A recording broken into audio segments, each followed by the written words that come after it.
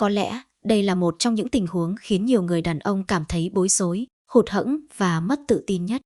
Mọi thứ đang diễn ra bình thường, cảm xúc đang dâng cao, cả hai đều mong đợi một khoảng thời gian gần gũi trọn vẹn, nhưng rồi bất ngờ cơ thể lại không phản ứng như mong muốn. Nhiều người gọi vui đó là tình trạng sập nguồn giữa chừng. Dù cách gọi nghe có vẻ hài hước, nhưng đối với người trong cuộc, đây lại là một áp lực rất lớn về tâm lý. Điều đầu tiên cần hiểu là tình trạng này không hề hiếm gặp. Rất nhiều nam giới từng trải qua ít nhất một vài lần trong đời. Thậm chí những người khỏe mạnh, còn trẻ, không có bệnh lý gì cũng có thể gặp phải.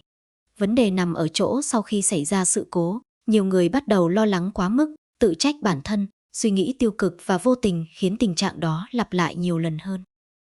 Khi gặp tình huống này, điều quan trọng nhất không phải là cố gắng ép bản thân phải tiếp tục ngay lập tức. Càng căng thẳng, cơ thể càng khó phục hồi. Bộ não của con người có ảnh hưởng rất lớn đến khả năng phản ứng sinh lý. Nếu trong đầu chỉ toàn những suy nghĩ như mình có vấn đề rồi, liệu mình có còn bình thường không, đối phương sẽ nghĩ gì về mình, thì cơ thể sẽ càng khó đáp ứng. Nhiều chuyên gia sức khỏe nam giới cho rằng nguyên nhân phổ biến nhất không phải là bệnh lý mà là áp lực tâm lý. Cuộc sống hiện đại khiến nhiều người đàn ông phải đối mặt với công việc căng thẳng, áp lực tài chính, trách nhiệm gia đình, mất ngủ kéo dài và vô số nỗi lo khác. Khi não bộ luôn trong trạng thái căng thẳng, cơ thể sẽ ưu tiên đối phó với stress thay vì tập trung vào cảm xúc gần gũi. Hãy thử tưởng tượng một người vừa trải qua một ngày làm việc kéo dài hơn 10 tiếng đồng hồ, liên tục giải quyết các vấn đề khó khăn, đầu óc chưa kịp nghỉ ngơi. Buổi tối, dù rất muốn dành thời gian cho người bạn đời, nhưng cơ thể lại đang ở trạng thái kiệt sức. Trong trường hợp đó, việc phản ứng sinh lý không được như mong muốn là điều hoàn toàn có thể xảy ra. Một nguyên nhân khác là sự kỳ vọng quá mức. Không ít người đàn ông tự đặt ra áp lực phải luôn hoàn hảo, luôn mạnh mẽ, luôn thể hiện phong độ tốt nhất. Họ vô tình biến những khoảnh khắc gần gũi thành một cuộc kiểm tra năng lực, và khi tâm trí chuyển từ cảm xúc sang áp lực thành tích, mọi thứ bắt đầu trở nên khó khăn hơn. Nếu sự việc xảy ra, điều đầu tiên nên làm là bình tĩnh, đừng vội hoảng sợ, đừng xem đó là một thất bại. Một lần xảy ra không có nghĩa là bạn đang gặp vấn đề nghiêm trọng.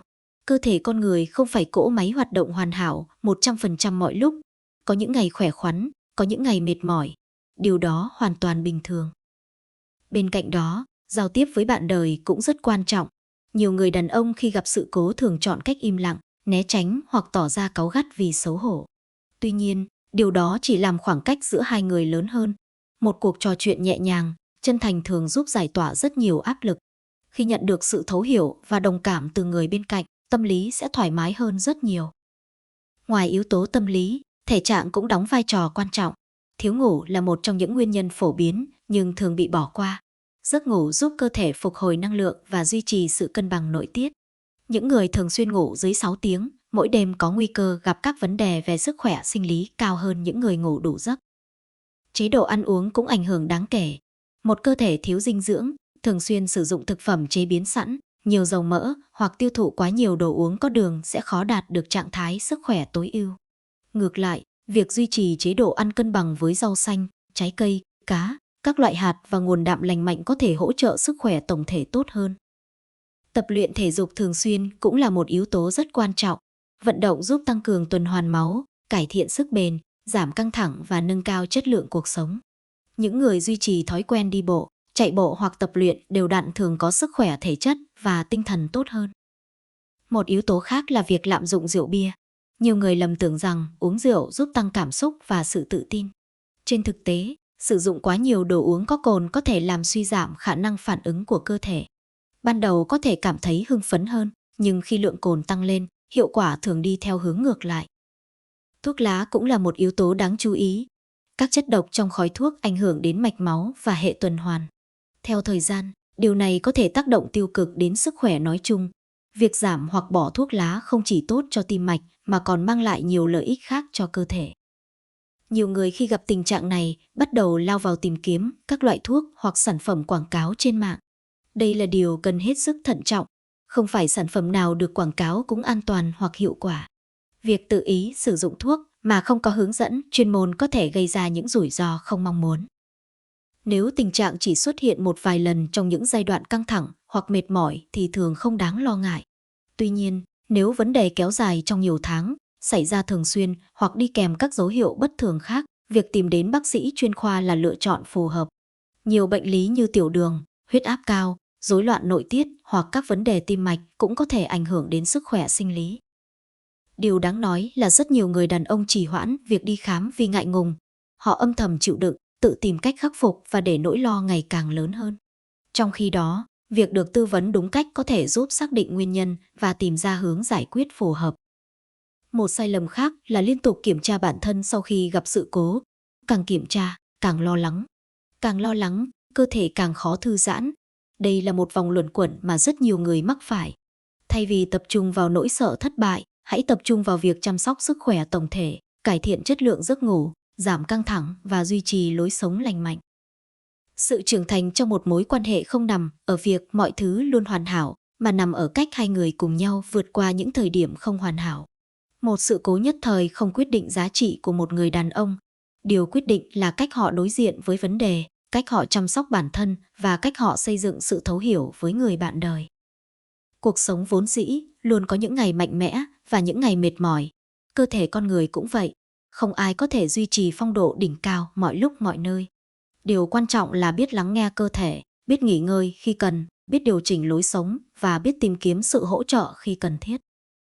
Vì thế, nếu một ngày nào đó bạn hoặc người thân gặp phải tình huống sập nguồn giữa chừng, đừng vội hoảng sợ, đừng vội kết luận điều tồi tệ nhất.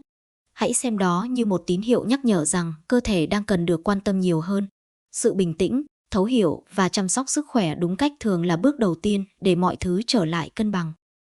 Cuối cùng, điều mà mỗi người đàn ông cần nhớ là sức mạnh thật sự không nằm ở việc lúc nào cũng phải hoàn hảo, mà nằm ở việc biết đối diện với những lúc cơ thể không như ý muốn. Một lần hụt nhịp không quyết định bản lĩnh của bạn. Một lần sập nguồn cũng không nói lên giá trị của một người đàn ông. Điều quan trọng là biết lắng nghe cơ thể, chăm sóc sức khỏe, giữ tinh thần thoải mái và đừng để những áp lực vô hình đánh cắp sự tự tin của chính mình. Bởi suy cho cùng, sự gần gũi giữa hai người không chỉ được xây dựng bằng thể lực mà còn bằng sự thấu hiểu, sẻ chia và đồng hành cùng nhau qua những giai đoạn khó khăn của cuộc sống. Nếu bạn thấy video này hữu ích, hãy dành một giây nhấn thích và đăng ký kênh để ủng hộ chúng tôi tiếp tục mang đến những nội dung thực tế, dễ hiểu và có giá trị về sức khỏe nam giới, hôn nhân và đời sống gia đình. Mỗi lượt đăng ký của bạn chính là động lực để kênh phát triển và mang đến nhiều video chất lượng hơn trong thời gian tới. Và bây giờ, tôi muốn nghe ý kiến của bạn. Theo bạn, nguyên nhân khiến đàn ông dễ sập nguồn giữa chừng nhất là gì? Áp lực công việc, căng thẳng tâm lý, thiếu ngủ hay vấn đề sức khỏe? Hãy mạnh dạn chia sẻ quan điểm hoặc câu chuyện của mình ở phần bình luận bên dưới để mọi người cùng trao đổi và học hỏi. Biết đâu, chính trải nghiệm của bạn sẽ giúp một người nào đó tìm lại sự tự tin và giải quyết được vấn đề mà họ đang âm thầm lo lắng. Hẹn gặp lại các bạn trong những video tiếp theo. Chúc các bạn luôn khỏe mạnh, hạnh phúc và giữ được phong độ tốt nhất trong cuộc sống của mình.